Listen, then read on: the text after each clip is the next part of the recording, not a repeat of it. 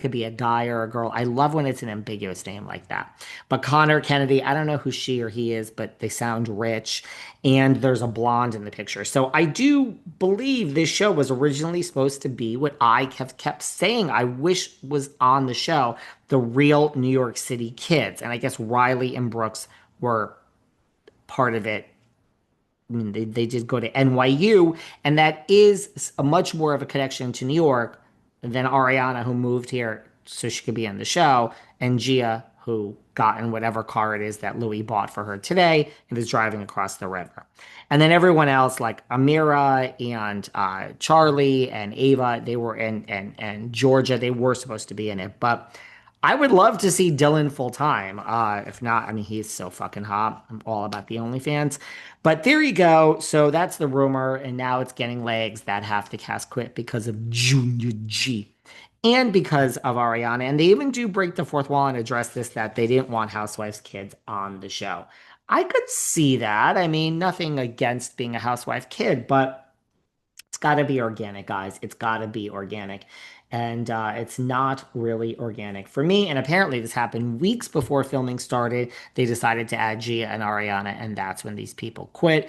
And the whole show became something different. And online, they say half the cast quits when Real Housewives daughters, and they spell it Dorters, which is the way Teresa says it, which is a slam to Gia. Well, I'm sorry, Dylan. You and your OnlyFans, I am so sorry that you will not be full time.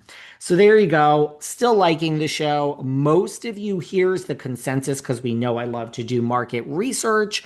Most of you that have watched the show have actually liked it. Not all of you. Let me be very clear. Not all of you. But most of you that have watched the show have liked it in my comments on YouTube, in the DMs, and the comments on Instagram. Not all of you. But the thing is, most people are still not watching this show, which I can't blame you. You know, most people I hear from say, I'm in my late 30s, 40s, 50s. I love that this audience skews older. We have people, guys, that listen to this show in their 60s and 70s. And I can tell you, at least they get my fucking references when I talk about stuff from the 80s. But I love that.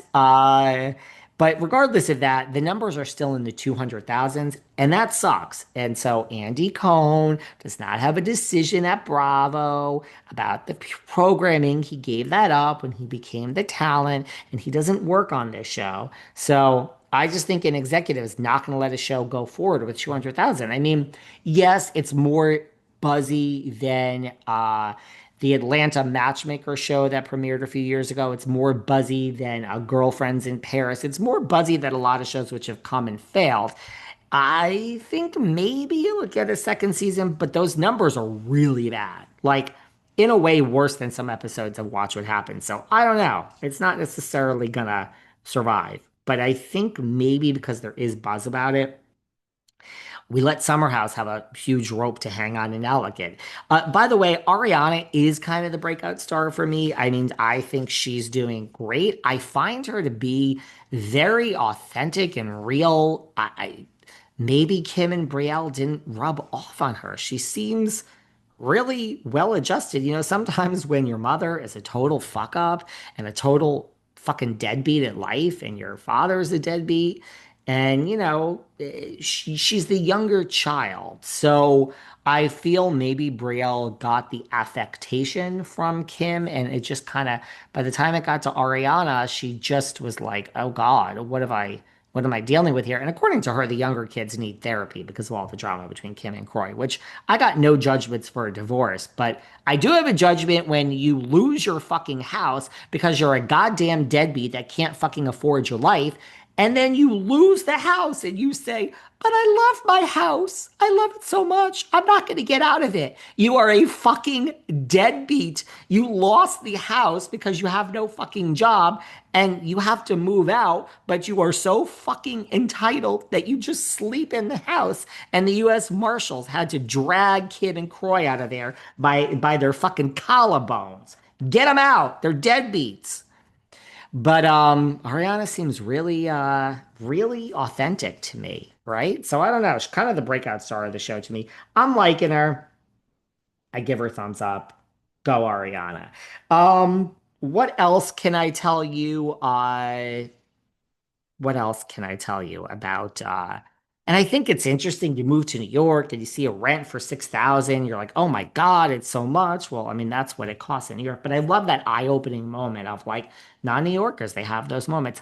A Bravo exec has recently spoken out and revealed what it takes to get fired as a housewife. I always love stories like this. Frances Berwick, who is high up at the network, NBC, she just recapped that when we started, we had no ads on Bravo, remember? And, we realized the only way to make money with ads is to do original content programming, and Queer Eye was the first. And then Project Runway came and it was not a hit, but then we showed a marathon over Christmas and then it like doubled the viewers. And we realized, hey, we have to do marathons. This actually helps. And then they were led into the Real Housewives of Orange County, which we all know was not supposed to be of Orange County. It was just supposed to be Real Housewives, but they changed it at the end to be able to franchise it, much like Next Gen. It's not Next Gen New York City is there for a reason, guys. It's there for a reason. So we can franchise this.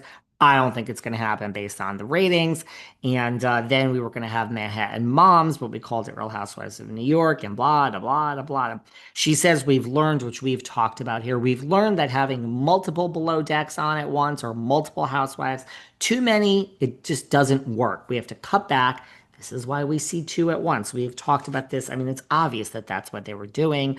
What I found interesting, though, is she said, what gets a housewife fired is not if you have a bad season. If you have a bad season, now, listen, this is Frances Berwick, an executive for NBC talking. So let's believe basically nothing she's saying because that's how corporate execs work. But she's saying, oh, we don't fire housewives if you just have a bad season. Really? Hi, Diana Jenkins. I love Diana Jenkins. Oh, I do. I really do. I think you all were so nasty to that woman. Shame on all of you. Shame on all of you. You should have given her a chance. And Anne Marie Wiley. Hi, Anne Marie. We really don't fire housewives, Francis, if they have a bad season. Well, anyway, she says we don't. You can always redeem yourself, which is the case with a lot of people. But we fire people when they're inauthentic, when they're not vulnerable, and they're not open. She said you have to be authentic, vulnerable, and open. And a lot of times, right in the middle of the season, when we realize you're not being that, we will minimize your role right there. I thought that was interesting too, that they minimize your role. This is why we see editing and some people being cut back on editing. I thought that was so interesting.